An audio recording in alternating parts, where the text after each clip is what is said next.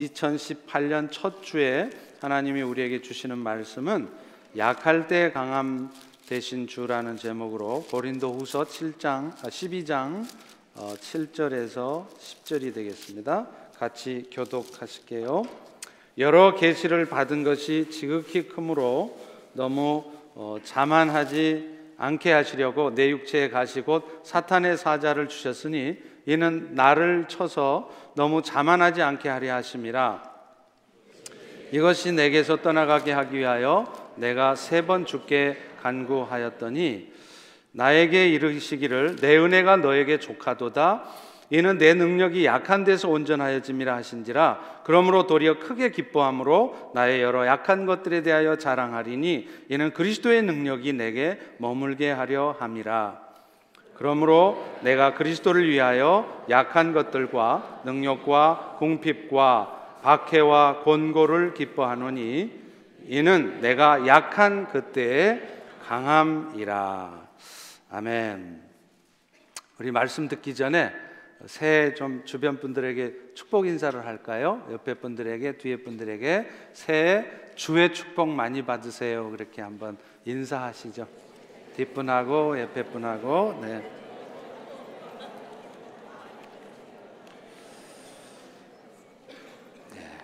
감사합니다. 세상은 강한 것을 좋아합니다. 크고 좋은 것을 좋아합니다. 왜냐하면 큰 것을 가진 사람, 좋은 것을 가진 사람, 강한 사람이 대우받고 약한 자는 무시당하고 천대받는 세상이기 때문입니다.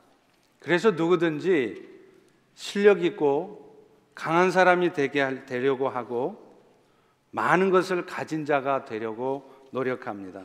그래서 아이들도 어른들도 좋은 대학을 졸업해서 좋은 직장에 들어가려고 하고 나중에는 좋은 배경을 가진 사람, 좋은 직장을 가진 형제 자매를 만나려고 하는 것입니다.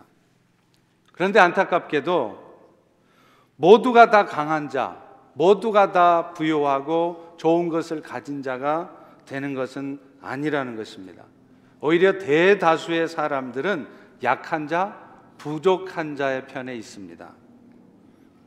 그런데 안타깝게도 그런 사람들은 자신도 모르는 사이에 낙심하게 되고요, 위축됩니다. 심지어는 열등감에 사로잡혀 살아가게 됩니다. 그리고 이런 모습들은 사실은 교회 안에서도 그대로 나타나고 있습니다. 남들은 좋은 직장 잡아서 보란듯이 월급 많이 받고 일하는데 나는 지금 뭐 하는가? 남들은 어디를 가든지 이쁘다 소리를 들으면서 그렇게 시집도 잘 가던데 나는 왜 이 모양으로 살아가고 있는가? 그것이 고통스러워서 기도도 해보지만 하나님의 대답은 묵묵부답입니다. 그래서 지금은 다 포기하고 기도조차 하지 않는 경우도 있습니다. 그래서 이런 분들은 신앙생활을 해도 신앙생활이 활력이 없습니다. 하나님은 사랑이시다 소리를 들어도 하나님이 나를 사랑하시면 내가 왜 이 모양인가? 내가 그렇게 기도했는데 왜 상황은 전혀 변하지 않는가 하면서 속으로는 불평과 원망으로 가득 차 있기도 합니다. 오늘 새해 첫 주에 바울의 고백을 통해서 이런 생각들에 대한 하나님의 변론이 무엇인지 잘 들어보시기 바랍니다. 우리는 흔히 삶의 고통이나 또 약점이 있는 것은 믿음이 없는 사람들의 것이라고 생각을 합니다. 바꿔 말하면 믿음 좋은 사람들에게는 그런 어떤 삶의 고통이나 약한 부분들이 없다고 생각하는 것이죠. 그렇기 때문에 오히려 자신의 삶이 나름대로 믿음으로 잘 살아왔다고 생각하는데도 여전히 삶의 어려움은 풀려져 있지 않고 자신의 부족한 점은 여전히 자신을 찌르고 있다고 생각이 되면 그런 분들은 오히려 더 큰 좌절에 빠집니다. 그러나 먼저 우리는 나 같은 사람만 그런 것이 아니라 바울과 같이 하나님이 참 칭찬하시고 하나님이 좋아하실 만한 사람에게도 그런 고통, 그런 약한 점은 있다는 사실을 알아야 합니다. 오늘 본문 7절을 보십시오. 내 육체의 가시 곧 사단의 사자를 주셨으니, 여기서 말하는 육체의 가시라는 것은 육체를 찌르는 것, 그래서 우리의 삶에 고통과 통증을 가져다 주는 것을 말합니다. 사도 바울에게 있었다고 하는 육체의 가시가 무엇인가에 대해서는 학자마다 견해가 다르지만 주로 안질이라는 견해가 우세합니다. 왜냐하면 갈라디아서 6장 11절에 보면 내 손으로 이렇게 큰 글자를 쓴 것을 보라 라고 말할 정도로 바울은 눈이 좋지 않았기 때문입니다. 아니, 안질 정도가 무슨 육체의 가시일까? 이렇게 생각할 수 있을 것입니다. 만약 안질에 걸린다면 병원에 가서 하루만 약을 먹어도 낫는 병인데 뭘 그 정도 가지고 육체의 가시라 생각하느냐, 이렇게 생각할 수 있습니다. 그러나 그 당시는 오늘날과 다르게 눈에 이상이 생기면, 그래서 눈이 잘 보이지 않으면 그것은 오늘날 여러분의 다리가 하나 절단된 것보다 더 큰 장애였다는 것입니다. 생각해 보십시오. 이 보이지 않는 눈을 가지고 바울이 수만 킬로미터를 걸어서 복음을 전하러 다닐 때 그것이 얼마나 불편했겠습니까? 그런데 이 장애를 가진 바울은 이런 장애를 갖게 된 이유가 자신이 뭔가 어떤 육체적인 욕심을 쫓아 살다 그렇게 된 것은 아니었습니다. 고린도후서 11장 24절에서부터 28절에 보면 바울은 40에 하나 감한 매를 5번이나 맞고 3번 태장을 맞고 1번 돌로 맞고 3번 파선해서 일주야를 깊은 흑암 속에서 지냈고, 여행을 하면서 강도의 위험, 또 동족 사람들로부터 위협을 당하고 거짓 형제 중에 위험을 당하고, 또 그러면서도 대우받고 인정받는 것이 아니라 오히려 수고하며 애썼고 여러 번 잠을 못 잤고 굶주렸고 춥고 헐벗었다, 이렇게 말하고 있습니다. 더구나 그는 이런 수고를 한 것이 자기 자신을 위해서 한 것이 아니라 주님을 위해서 한 사람이었다는 것입니다.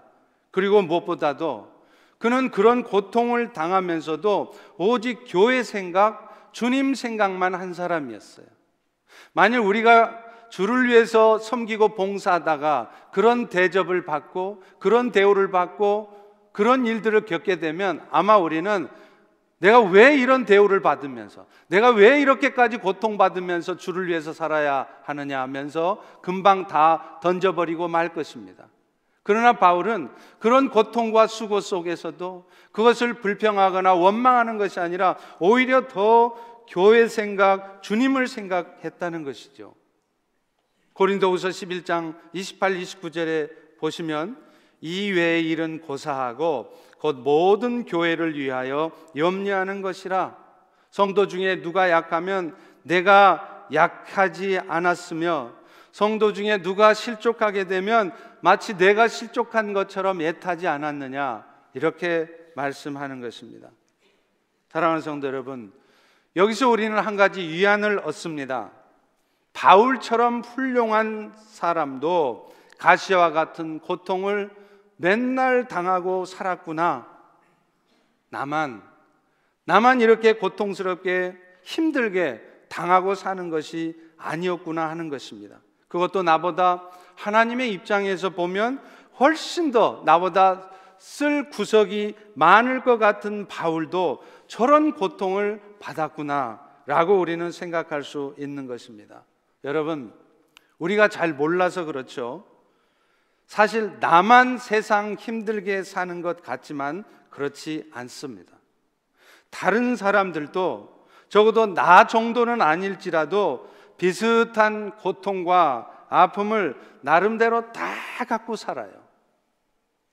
아니면 적어도 내가 그런대로 편안한 삶을 살고 있었을 때 그 사람들은 내가 지금 겪고 있는, 내가 정말 힘들어하는 이 고통보다 훨씬 더 힘든 고통을 겪었을지도 모르는 것입니다. 그렇기 때문에 먼저 우리는 이 사실에 위로를 받으실 수 있습니다. 그렇다면 하나님은 왜 바울처럼 자신을 위해서 일하는 사람에게도 그런 평생의 고통을 주셨을까? 하나님은 바울의 그런 고통을 모르셨을 리가 없을 텐데 말입니다. 누가복음 12장 6절과 7절에도 이렇게 말씀합니다. 참새 5마리가 2아사리온에 팔리는 것이 아니냐? 그러나 하나님 앞에는 그 하나도 잊어버린 바 되지 않는다. 너희에게는 심지어 머리털까지도 다 세신 바 되었으니 그러니 두려워하지 말거라. 너희는 많은 참새보다 귀한 존재니라. 이렇게 말씀해요. 아사리온이라는 것은 가장 작은 화폐 단위입니다. 요즘으로 하면 페니 정도 되는 거겠죠. 따라서 참새 5마리가 2아사리온이란 말은 이 참새라고 하는 것이 참으로 보잘것없는 존재라는 뜻입니다. 그런데 그런 보잘것없는 존재도 하나님께서는 한 마리도 잊어버리지 않으시는데, 하물며 참새보다 훨씬 더 소중한, 보배롭게 여기시는 여러분들의 고통이나 아픔을 하나님이 모르고 계실 수가 없다는 것입니다. 또 그분은요, 우리를 위해서 독생자이신 예수를 십자가에 죽기까지 희생하신 분이십니다. 그런 하나님의 사랑을 로마서 5장 8절은 너무나 잘 표현하고 있지 않습니까? 우리가 아직 죄인 되었을 때, 우리가 하나님 앞에 왼수 노릇하고 있을 때 하나님은 그리스도를 통해서 우리를 위해서 죽게 하심으로 우리에 대한 자기의 사랑을 확증하셨다, 이렇게 말씀하고 있습니다. 그분은 우리가 죄인으로 살아갈 때 마음속으로는 더러운 생각, 나쁜 짓을 생각하고 있을 때, 그래서 누가 봐도 하나님의 자녀답지 않은 그런 모습으로 있을 때 그분은 우리를 먼저 사랑해 주셨습니다. 그래서 가장 소중한 아들 예수 그리스도를 십자가에 죽게까지 해주셨고, 그래서 그 예수님이 죄의 대가를 대신 치르게 하심으로 말미암아 오늘 또 우리는 그 예수님 때문에 모든 죄를 용서받고 영원한 생명을 가진 자로 이 땅에서 살아가다가 어느 순간 영원한 천국에 가게 되지 않았습니까? 그런데 그 사랑을 우리에게 보여줄 때 우리가 뭔가 하나님 앞에 칭찬받을 구석이 있어서, 잘한 구석이 있어서 한 게 아니었다는 것이죠. 그런데 그렇게 우리를 처음 사랑해 주셨던 분이 지금 와서 우리가 미워져서 우리에게 그렇게 하실 리가 없다는 것이죠. 그렇다면 하나님은 왜 바울에게 그런 고통을 주셔야 했을까요? 왜 오늘 여러분들에게 여러분이 지금 겪고 있는 고통과 약함을 주셔야 했겠습니까? 그리고 때로는 그런 연약함과 고통을 제거해 달라고 하나님께 간절히 기도해도 왜 하나님은 그런 고통을, 우리의 약함을 회복시켜 주시지 않으십니까? 바울 역시 이런 고통에서 벗어나게 해달라고 간절히 기도했습니다. 하나님, 제발 이제는 이 고통을 좀 멈추게 해주세요. 이제는 지쳤습니다. 더 이상 제가 어떻게 살아갑니까? 다 같이 8절을 보시기 바랍니다. 이것이 내게서 떠나가게 하기 위하여 내가 3번 주께 간구하였더니, 대충 한두 번 새벽기도 나와서 기도해보고 만 것이 아니라 온전히 주님을 의지하는 마음으로 간절하게 3번씩이나 했다는 겁니다. 오늘 말로 하면 그야말로 일주일씩 작정해서 금식 기도하면서 기도원에 올라가서 기도했다는 말이에요. 그런데 그렇게도 간절히 기도했건만 하나님은 바울의 기도에 응답하지 않으십니다. 오늘 본문 9절에 보면 주님의 완곡한 거절이 표현되어 있습니다. 나에게 이르기를 내 은혜가 너에게 족하다. 말이 좋아서 내 은혜가 너에게 족하다지 사실은 안 고쳐주셨다는 말이에요. 응답 안 해주셨다는 말입니다. 그렇다면 왜 하나님은 바울에게 육체의 가시를 주었고 또 그것을 고쳐달라고, 내가 복음을 더 잘 전해야 되니까 그 복음을 위해서라도 제발 고쳐달라고 하는데도 왜 안 고쳐주셨을까요? 그런데 우리는요, 여기서 먼저 알아야 될 게 하나 있습니다. 이런 말씀을 드리다 보면 마치 우리 하나님은 아무리 기도해도 응답하지 않으시는 분이라는 생각을 할 수가 있습니다. 바울도 그랬으니까요. 그러나 이 말씀을 하신 것은 하나님은 항상 우리가 원하는 대로 주시는 것은 아니라는 말이지, 근본적으로 하나님은 우리의 기도를 들으시는 분이라는 이 사실을 기억해야 합니다. 사실 오늘날 우리가 기도 응답을 받지 못하고 이 고통이 벗어나지 않는 이유는 오히려 우리가 하나님께 간절히 매달리지 않아서 못 받는 경우가 훨씬 많습니다. 물론 하나님은 우리가 기도를 하든지 안 하든지 상관없이 일방적으로 우리에게 은혜를 베풀어 주시고 우리의 고통을 가져가 주실 수 있어요. 실제로 그런 경우가 종종 있습니다. 그러나 대부분은 우리가 간절한 마음으로 하나님 앞에 도우심을 구할 때 그때 주십니다. 이것은 마치 어른들이 어린아이들에게 뭔가 선물을 줄 때요, 두 손을 공손하게 내밀어서 받게 하는 것과 같습니다. 그래서 어른들이 애들이 두 손을 내밀지 않으면 두 손을 내밀어서 받을 때까지 뒤에 감추고 안 주고 있지 않습니까? 왜 그럴까요? 고마움을 알게 하려고 하는 것입니다. 좀 심한 말을 하면 지가 잘나서 그런 줄 알지 못하게 하려는 것이에요. 사실 주님께서 우리에게 필요한 것 그냥 덥석 주면은요, 우리 편에서는 참 고맙죠. 그런데 그렇게 해주면 정말 지가 잘나서 알아서 그런 줄 알아요. 자기가 열심히 노력했기 때문에 그런 결과가 있는 줄로 압니다. 그래서 하나님께서는 알아서 잘 해주시면 오히려 우리가 그런 하나님을 무시하고, 그래서 결국에는 자기 뜻대로 살게 된다는 것, 그것을 너무나 잘 알기 때문에, 그렇기 때문에 우리가 간절한 마음으로 그야말로 눈물로 기도할 때까지 기다리시는 것입니다. 그러므로 구해도 안 주실 것이라는 생각을 미리 가지실 필요는 없습니다.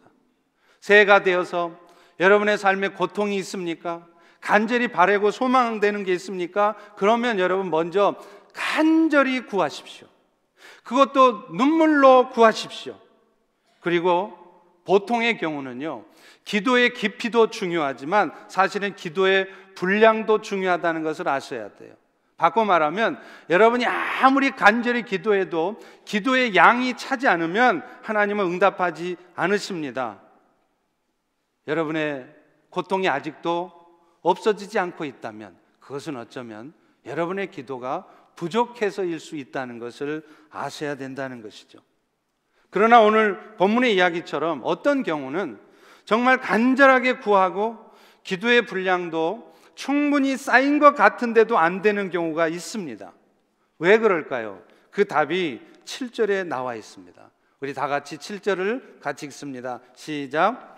여러 계시를 받은 것이 지극히 크므로 너무 자만하지 않게 하시려고 내 육체의 가시 곧 사단의 사자를 주셨으니 이는 나를 쳐서 너무 자만하지 않게 하려 하심이라. 여러분, 인간의 죄악된 본성은요, 누구를 막론하고 너무 많은 은혜를 받으면 그 은혜에 감사하기보다는 어느 순간 교만해지기 쉽습니다. 그래서 하나님은 바울과 같이 충분히 신앙의 인격이 성숙되었다 생각되는 사람에게도 오늘 말씀처럼 계시를 받은 것이 지극히 크므로 자고하지 않게 하고 스스로 높아지지 않게 하려고 가시를 주신다는 것이죠. 하나님께서는 우리 인생에도 시종일관 좋은 일만 생기게 하지 않습니다. 때로는 적당한 정도의 짐을 함께 지워주세요. 왜냐하면 받은 것이 너무 많으면 우리는 쉽게 하나님의 은혜를 망각하게 되기 때문입니다. 여러분, 그렇잖아요. 음식도요, 너무 좋은 것만 먹어보세요. 늘 좋은 것으로만 대접받아 보세요. 그러면 아무리 좋은 음식으로 대접을 해도 별로 감사하는 마음이 없어요. 같은 이치입니다.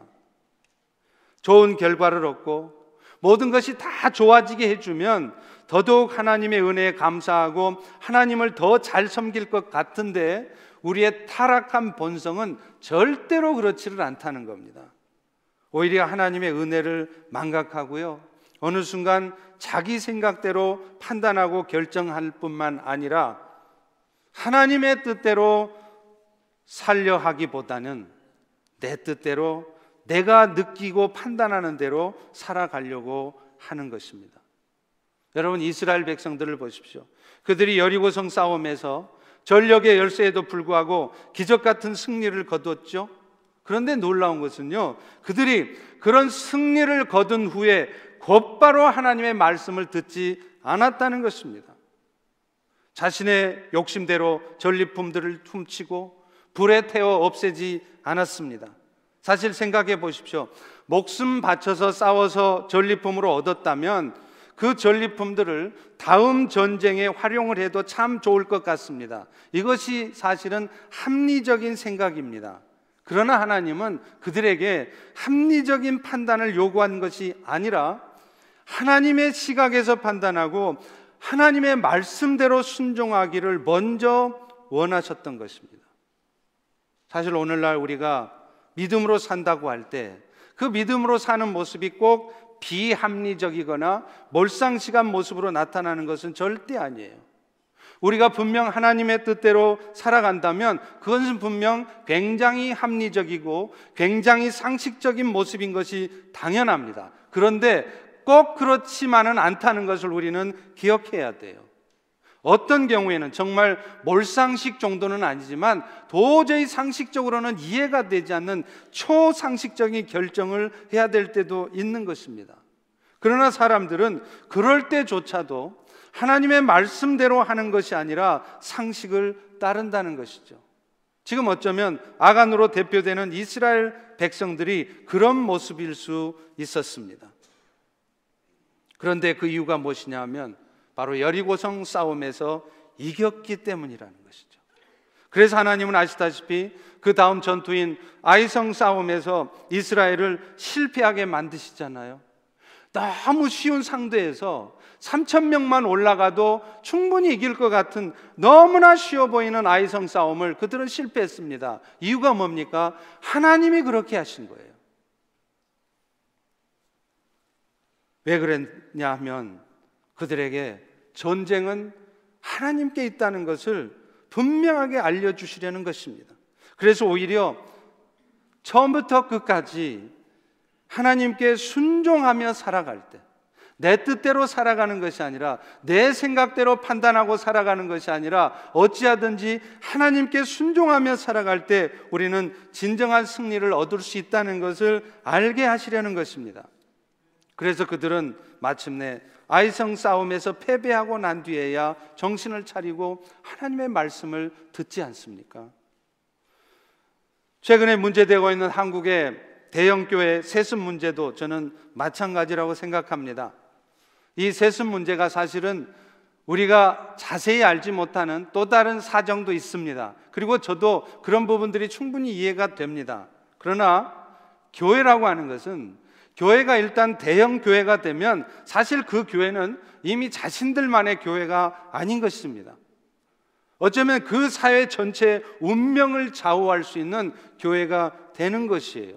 그렇기 때문에 설사 어떤 결정들이 교회법에는 아무 문제가 없을지라도, 내부적으로는 문제가 없을지라도 그것이 세상 사람들에게 어떻게 평가되어지고 세상 사람들이 어떤 판단을 할 것인가를 심각하게 고민해야 된다는 것이죠.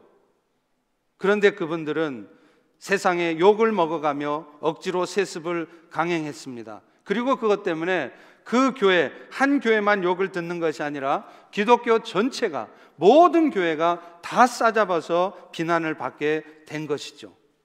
그런데 여러분, 제가 말씀을 드리려고 하는 것은 그런 결정을 한 분들이 처음부터 그런 문제 있는 생각을 한 사람들이 아니었다는 것입니다. 여러분 아시지 않습니까? 그분들이 얼마나 한국교회에 귀하게 쓰임받고 얼마나 기여한 공이 크십니까? 그런데 그런 분들이 자신도 모르게 점점점 그렇게 되어가는 것입니다. 그런 의미에서 저도 항상 목회자로서 두려운 마음이 있습니다. 그래서 저는 저를 위해서 기도하는 평생의 기도의 제목 첫 번째가 무엇보다도 영혼을 사랑하는 종이 되게 해달라고 기도하는 것이며, 두 번째가 끝까지 겸손한 종이 되게 해달라고 기도하는 것입니다. 왜냐하면 그런 기도를 하지 않으면 저도 모르는 사이에 저 역시 겸손하지 않고 영혼을 사랑하지 않으며 싹군 목자처럼 생각하고 행동하게 되기 때문에 그렇습니다. 그렇기 때문에 여러분들이 정말로 저를 사랑하신다면, 그리고 펠로우십 교회를 정말로 사랑하신다면 정말 여러분들이 저를 위해서 기도해 주셔야 합니다. 끝까지 겸손함을 잃지 않도록, 더 겸손해지도록, 더 낮아지도록 기도해 주시기 바랍니다. 하나님께서는 이렇게 연약한 인간의 심성을 잘 알고 계셨기에 우리가 자만하지 않게 하시려고 우리에게 때로는 문제를 던져주시고 여러분 삶에도 약한 부분을 평생 가지고 살도록 하시는 것입니다. 참으로 사랑스러웠을 바울에게도 육체의 가시를 주셨던 것처럼 말입니다. 자, 그렇다면 하나님은 항상 우리에게는 그렇게 고통과 어려움만 주시는 분이시냐? 그런 고통과 어려움을 주시고 가만히 계시만 하느냐? 그렇지는 않습니다. 하나님은요, 우리에게 비록 고통과 어려움을 주시지만 그 약함 가운데에서도 자신의 강하심을 드러내시고 나타내시는 분이시라는 거예요. 바울은 이런 하나님의 의도를 3번씩이나 기도한 끝에 깨닫습니다. 그래서 오늘 본문 9절과 같은 고백을 하는 것입니다. 우리 다 같이 9절을 읽어보겠습니다. 시작.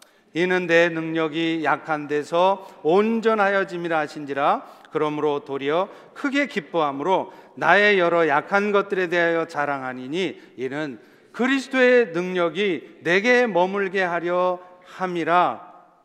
약한 부분이 있으면 오히려 그 부분을 자신의 능력으로 채우시는 하나님.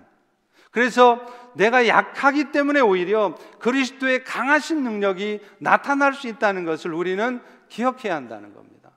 실제로 그렇습니다. 바울이 안질로 고생한 것 사실이죠.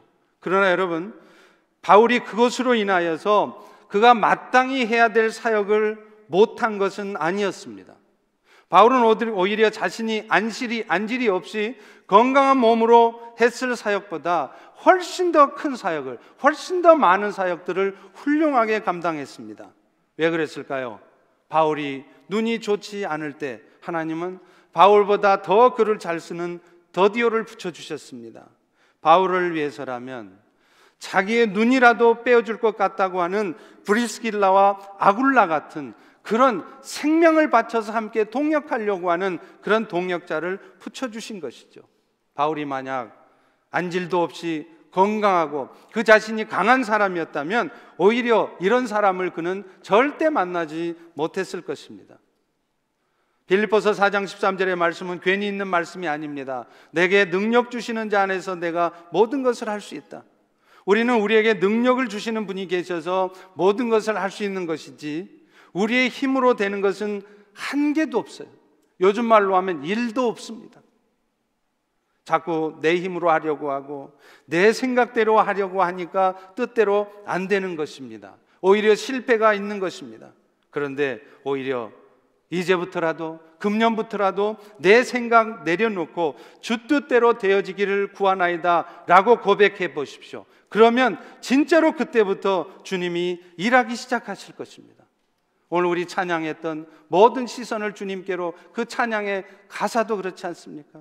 모든 시선을 주님께로 고정할 때 하나님이 일하기 시작한다는 것입니다. 우리는 어떤 상황 속에서도 하나님께서 우리에게 맡겨주신 하나님의 일들을 감당해야 할 것입니다. 영혼을 살리고 새로운 세상을 만드는 이 귀중한 일을 우리에게 동역자 삼아주신 그 하나님께 감사하고 그 일에 우리의 삶을 드릴 수 있어야 합니다. 그런데 기억해야 될 것은 이 고귀한 일을 하나님과 함께 해갈 때 하나님은 항상 우리를 강하게 만드셔서 사용하지는 않으신다는 겁니다. 항상 우리를 건강하게, 항상 우리를 부요하게 해서 사용하시는 것은 아니라는 것입니다.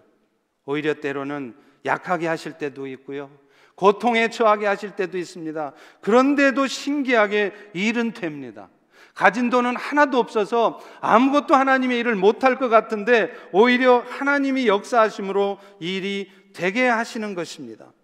예수님께서도 요한복음 10장 11절 10절에 이렇게 말씀하시지 않습니까? 내가 온 것은 양으로 생명을 얻게 하고 더 풍성히 얻게 하려는 것이라.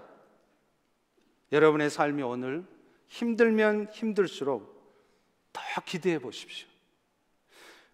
여러분의 삶이 지금 고통 가운데 있다면 이제 2018년 새해에는 주께서 여러분의 그 고통스러운 삶을 통해 무엇을 이루어 내시는지 기대해 보시기 바랍니다. 지금 이 순간도 주님은 우리를 사랑하지 않으심도 아니고 우리를 버려두시지도 않았습니다. 고린도전서 1장 26절부터 29절을 보십시오. 형제들아, 너희들의 부르심을 보라. 육체를 따라 지혜로운 자가 많지 않고 능한 자 많지 않고 문벌, 학벌 좋은 자 많지 않다. 그런데 하나님은 오히려 세상에 미련한 사람들을 택하시고, 그래서 지혜 있는 사람들 부끄럽게 하고 약한 것들을 택해서 강한 것들을 부끄럽게 하시고 천한 것들을 택해서 있는 것들을 폐하리 하신다. 이렇게 말씀하고 있다는 것입니다. 여러분의 신체의 연약함이 오히려 유리할 수 있습니다. 여러분의 머리 나쁜 것이 부끄럽고 창피한 일이 아니라 답답한 일이 아니라 오히려 유리할 수 있습니다. 왜냐하면 그럴수록 우리는 우리 자신의 능력에 의지하기보다는 전능하신 하나님의 능력에 의지하게 될 것이고, 그런 우리의 간구 때문에라도 주님께서는 우리의 약함을 당신의 강함으로 채워주실 것이기 때문에 그렇습니다. 사랑하는 성도 여러분, 그러므로 오늘 우리는 오히려 바울처럼 내가 약하거나 능욕받고 있거나 궁핍한 상황에 있다면 그런 상황들을 부끄럽게 여기지 않아야 합니다. 오히려 그것을 기뻐하셔야 됩니다. 오히려 오이코스에서 자랑하셔야 됩니다. 왜냐하면 그런 약한 부분들을 하나님께서는 자신의 강한 능력으로 대신하실 것이기 때문입니다. 이제 2018년에는 우리 모든 성도들이 어떤 분야에서 어떤 일을 하시든지 자신의 약함 때문에 열등감을 갖거나 위축되기보다는 오히려 자신의 약함 때문에 강하게 역사해 줄 주님을 기대하실 수 있기를 바랍니다. 그래서 그것들로 인해 여러분의 부족함을 하나님의 능력으로 채워지시는 것을 경험하실 수 있기를 바랍니다. 이런 놀라운 역사가 새해에는 우리 모두에게, 우리 펠로십에 가득하기를 주의 이름으로 축원합니다. 우리 이제 잠깐 기도하고 성찬식을 거행하도록 하겠습니다. 하나님, 이 시간 말씀을 통하여 우리에게 약함을 주신 이유가 무엇인지, 또 심지어는 그렇게 기도해도 우리의 삶에 회복이 없었던 이유가 무엇인지 알게 하시니 감사합니다. 이제 새해에는 그런 우리의 마음을 어둡게 하는 것들 때문에 우리가 어둠에 끌려가지 않게 도와주시고, 염려하거나 불평하거나 두려움 속에 살지 않게 도와주시고, 주님이 오히려 그 가운데 이루실 일을 기대하며 당당하게 나아가는 한 해가 되도록 축복하여 주시옵소서. 예수님 이름으로 기도합니다. 아멘.